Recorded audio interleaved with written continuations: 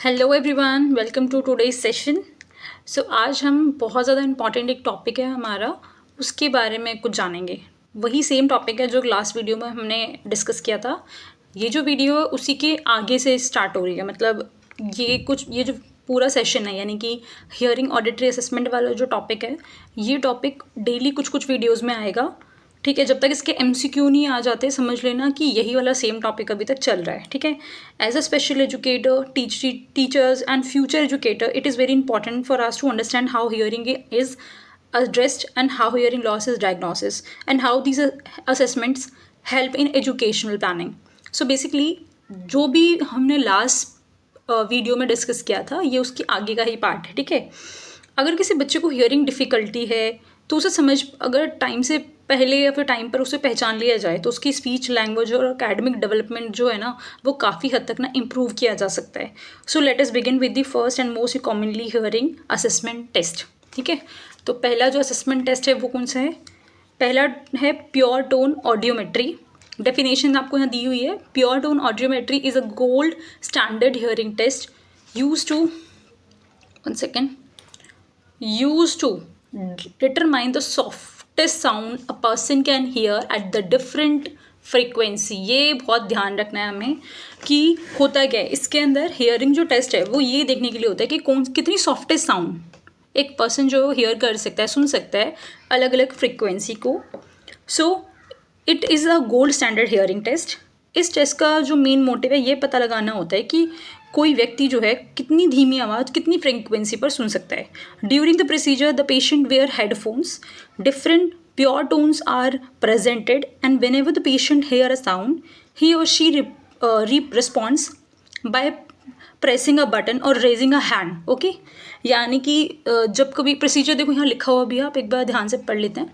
Patient wear headphone, tone are presented, भाई tone उसको सुनाई जाएगी। Patient respond whenever a tone is hear, जब कभी उसे टोन सुनाई देगी तब वो रिस्पॉन्ड करेंगे, तो वो हाथ उठाएगा या फिर एक बटन उसको दिया जाता है प्रेस करने के लिए। Result are plotted on the audiogram, और जो रिजल्ट होगा ऑडियोग्राम पर रिप्रेजेंट किया जाता है। She or he respond by pressing a button or raising her hand. Finally, all the hearing threshold are plotting on audiogram, which become the hearing profile of the patient. This test is generally suitable for children above 5 years and adults because it require active participation. Basically ये जो test है वो किसके लिए होता है ध्यान रखना, ये 5 ईयर प्लस होना चाहिए, यानी कि जो पर्सन है बच्चा है वो 5 ईयर प्लस होना चाहिए, मोर देन 5 ईयर होना चाहिए। अडल्ट के लिए भी होता है, और तभी मतलब क्योंकि वो अच्छे से पार्टिसिपेट कर पाते हैं और रिस्पॉन्ड दे पाते हैं इसमें, इसीलिए। नेक्स्ट यूजेस क्या हैं इसके वो देख लेते हैं। पहले में यूजेस दिखा रखे हैं। First is identify the hearing threshold. ठीक है, इसमें आप देखोगे detect the hearing threshold, determine the severity of hearing loss, severity पता चल जाती है इससे कितना सीवियर है। Differentiated conductive and sensory neural hearing loss, इससे पता चल जाता है कि कंडक्टिव हियरिंग लॉस है बच्चे को या सेंसरी न्यूरल हियरिंग लॉस है। आपको यहाँ पर एक पिक्चर में शो भी हो रहा होगा। It determine the degree of severity of hearing loss, whether it is mild, moderate, severe or profound. Okay. Third, it helps differentiate between conductive hearing loss and sensory neural hearing loss.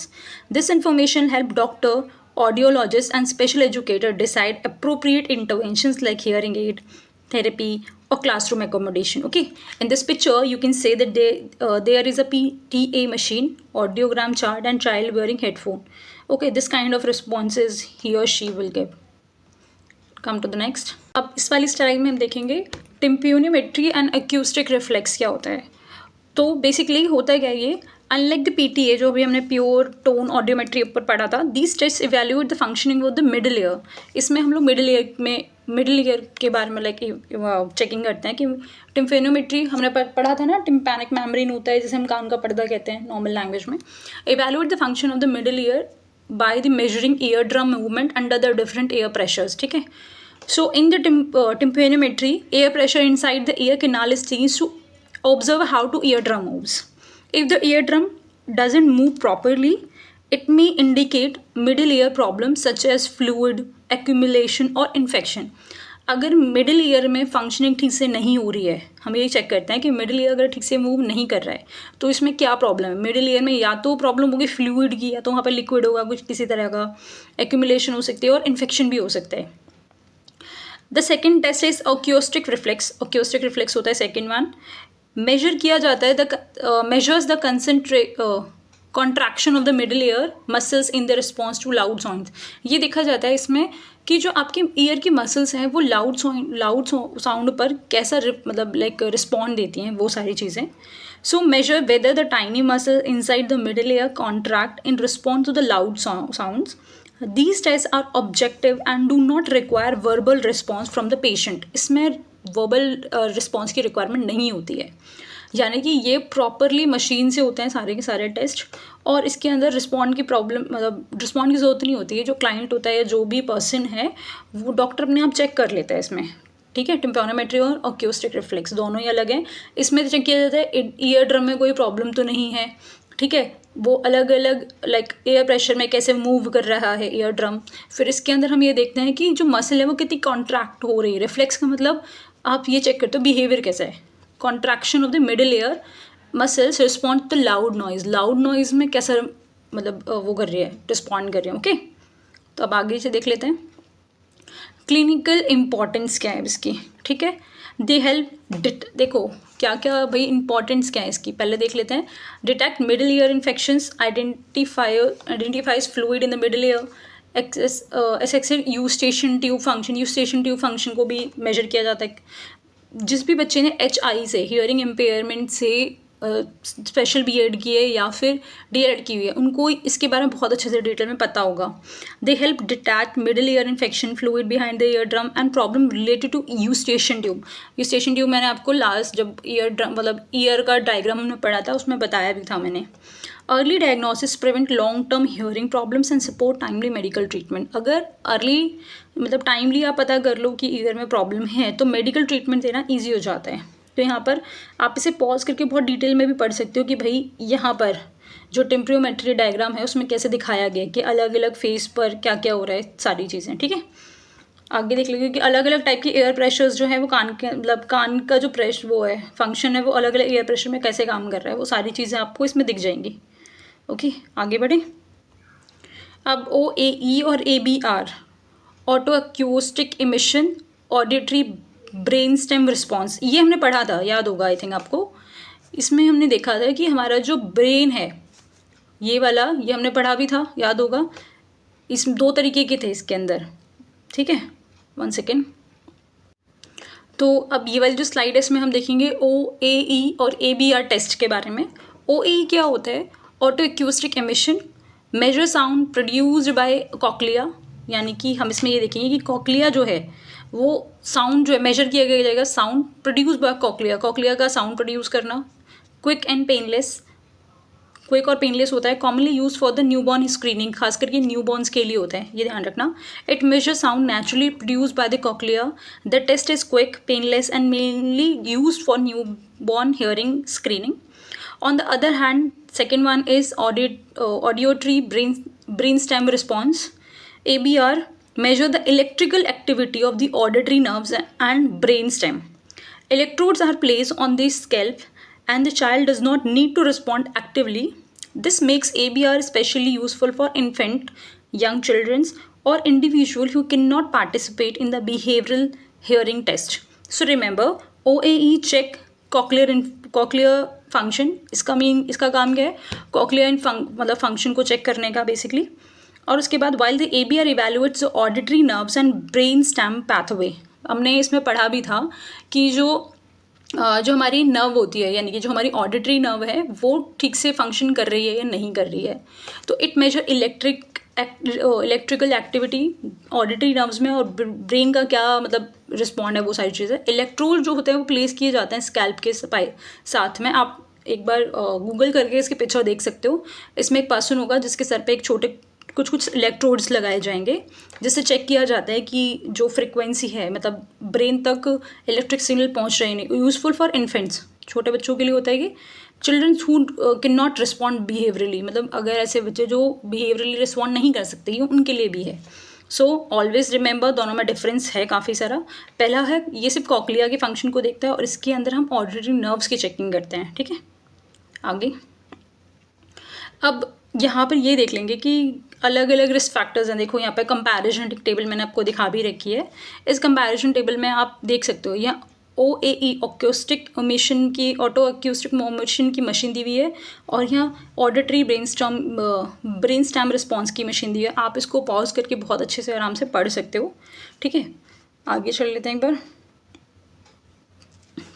अब risk factors देख लेते हैं भाई क्यों किया जाता है। पहले देखते हैं कि रिस्क फैक्टर्स क्या होंगे। In the sense every child, जो भी बच्चा होता है वो जन्म के साथ भी हो सकता है उसको हियरिंग प्रॉब्लम और बाद में भी हो सकती है, यानी कि वो हेरिडिटी की वजह से भी हो सकती है, एनवायरनमेंट का फैक्टर भी हो सकता है। तो क्या क्या रिस्क फैक्टर्स होते हैं हियरिंग इम्पेयरमेंट होने के। तो चाइल्ड एट रिस्क, कौन से बच्चे रिस्क पर होते हैं वो देखते हैं। Family history of hearing loss, pre mature birth हो अगर उस बच्चे का, लो बर्थ वेट है, NICU का स्टे है अगर वो बच्चा पैदा होते ही ICU में रहा है, ठीक है, कॉन्टिनेंटल इन्फेक्शंस हो गए, मेनिंजाइटिस, सॉरी ये स्पेलिंग थोड़ी सी डिफरेंट है मेरे लिए, डिफिकल्ट है मेरे लिए, मेनिंजाइटिस, हाई फीवर होगा, ऑटोटॉक्सिक मेडिटेशंस हो गई अगर उस बच्चे के साथ कुछ भी ऐसा हुआ कि उसको कुछ ज़्यादा ही ऑटोटॉक्सिक मेडिसिन लेनी पड़ेगी इसकी वजह से। तो ये बहुत सारे ऐसे फैक्टर्स हैं जिनकी भी वजह से जो बच्चे हैं वो हाई रिस्क पर रहते हैं या उन्हें हियरिंग लॉस होने के चांसेस ज़्यादा रहते हैं। ठीक है, children with these risk factors should undergo regular hearing assessment for early detention. इस तरह के बच्चे जिन्हें इस तरह की प्रॉब्लम है या फिर फैमिली हिस्ट्री हियरिंग लॉस की, उन बच्चे को रेगुलर चेक करना पड़ता है, लाइक असेसमेंट करना पड़ता है कि कहीं उसको हियरिंग की कोई प्रॉब्लम तो नहीं है। Okay, development monitoring surveillance. अब ये है कि डेवलपमेंट मॉनिटरिंग सर्विलेंस होता है क्या, पहले ये देख लेते हैं। Development it is a continuous process of observing a child's development milestone from birth. देखो, development monitoring surveillance is a continuous systematic observation of child's growth and development milestone from birth से स्टार्ट हो जाएगा। It helps identify delay in the hearing. इससे पता चलेगा कि delay क्या हो रहे हैं, हियरिंग में डिले क्यों है, स्पीच में, लैंग्वेज में, कॉग्निशन में एंड सोशल स्किल्स के अंदर है। Early stage so the timely intervention can be provided, यानी कि अर्ली स्टेज में बच्चे को क्या प्रॉब्लम आ रही है। The aim is to identify delay in hearing, speech, language, cognition and social skills are early as possible. Early identification lead to early interventions which significantly improve educational outcomes. Okay? तो इतना समझ आया होगा कि early intervention इसलिए ज़रूरी है ताकि उसकी एजुकेशनल आउटकम्स जो है वो इफेक्ट ना हो। आगे, why is developmental monitoring important. भाई ये क्यों ज़रूरी है, why it is important, because it helps detect hearing and speech delays at an early stage. पहली बात, अगर आप अर्ली स्टेज में देख लोगे तो पता चल जाएगा और इंटरवेंशन देना ईजी हो जाएगा, प्रॉब्लम बढ़ेगी नहीं उसकी। Okay, it support normal language development, prevent future academic behaviour difficulties, ensure timely refer to audiologist और speech language pathologist and ultimately improve the child long term education and social development improve. ठीक है, ये सारी की सारी चीज़ें जो होंगी वो इसमें कवर हो जाती हैं। क्यों ज़रूरी है डेवलपमेंट मॉनिटरिंग, समझ आ रहा होगा। आगे बढ़ते हैं। Areas to be monitors. अब एरियाज कौन कौन से हैं जिन्हें हम मॉनिटर करना चाहिए हमें, तो 1 सेकेंड। स्पीच लैंग्वेज डेवलप, देखो speech development is the child producing age appropriately sound and words. Language development में देखा जाएगा can the child understand and use language effectively. Hearing behaviour, does the child respond to sound, voice और environmental noise. Social interaction, does the child communicate and interact with the family members and peers. क्या वो बच्चा social like interaction कर पा रहा है, communicate कर पा रहा है, कोई प्रॉब्लम तो नहीं है उसे। डेवलपमेंट माइलस्टोन, भाई अगर बच्चा ठीक से कम्युनिकेट ही नहीं करेगा तो उसका डेवलपमेंट नहीं होगा। Are the milestone being achieved according to the child's age. Child की एज के अकॉर्डिंग क्या वो कम्युनिकेट कर पा रहा है, क्या उसके वो डेवलपमेंट माइलस्टोन वो अचीव कर पा रहा है, ये सारी चीज़ें इसमें मॉनिटर की जाती हैं। ठीक है, अब आगे देखते हैं methods of development and monitoring. Method देख लेते हैं कौन कौन से मैथड्स होते हैं। बहुत कॉमन मैथड्स हैं देखा जाए तो इसमें। Parents observation and development checklist, teacher observation and classroom setting, regular health checkups and hearing screening, monitoring speech language milestone during routine visits. ठीक है, सो ये सारे, remember one important always, development milestone monitoring is an ongoing process. ये एक ongoing process है where development screening is a formal assessment. ठीक है, ये एक फॉर्मल असेसमेंट हो जाएगा। डेवलपमेंट जो मॉनिटरिंग है ये ऑन गोइंग है, हर टाइम होता रहेगा, लेकिन डेवलपमेंट स्क्रीनिंग जो है वो एक फॉर्मल असेसमेंट होता है, कंडक्ट एट स्पेसिफिक इंटरवल्स। इसे इंटरवल्स पे कंडक्ट किया जाता है। ओके, सो आगे देखते हैं। देखो ये लास्ट स्लाइड है, एक बार वापस आते हैं। Hearing assessment is just not about diagnosing hearing loss. It is about ensuring that every child gets an equal opportunity to communicate, learn, and succeed. Okay? As a special educator, our responsibility is to recognize early warning sign, support timely referrals, and create an inclusive learning environment where every child can achieve their full potential. So, thank you so much for watching this presentation. If you found this session helpful, please like, share, and subscribe for more special education content related to the same. Thank you. Have a wonderful day. Bye bye.